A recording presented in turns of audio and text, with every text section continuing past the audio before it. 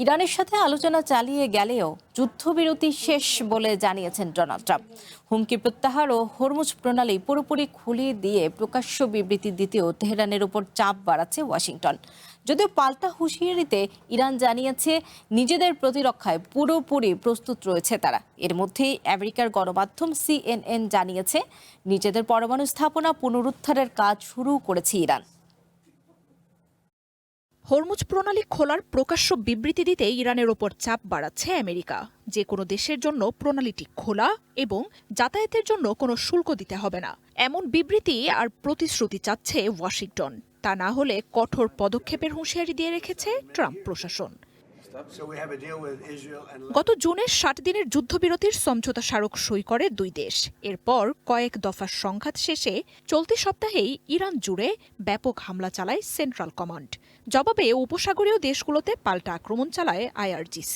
একে অপরের বিরুদ্ধে যুদ্ধবিরতি চুক্তি লঙ্ঘনের অভিযোগ এনেছে দুই পক্ষই।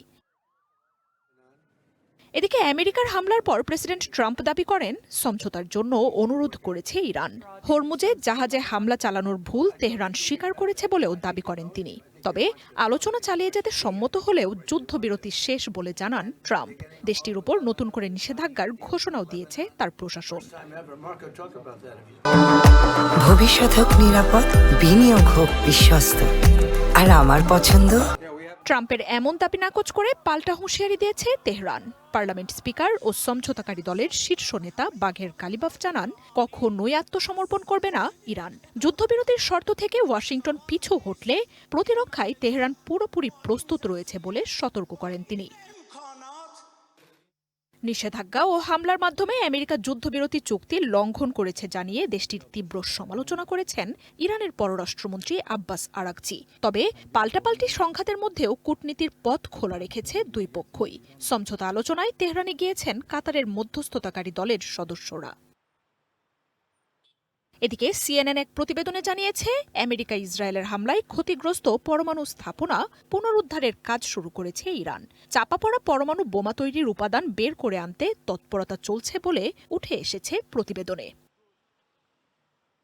এরপরই ওয়াল স্ট্রিট জার্নাল এক প্রতিবেদনে জানায় ইরানের সাথে পারমাণবিক চুক্তি নিয়ে আশাবাদী নয় আমেরিকা। তাই ভূগর্ভে চাপা পড়া ইরানের সমৃদ্ধ ইউরেনিয়াম নিয়ে ওয়াশিংটনের বিকল্প সামরিক পরিকল্পনাও প্রস্তুত রয়েছে বলে জানাচ্ছে গণমাধ্যমটি।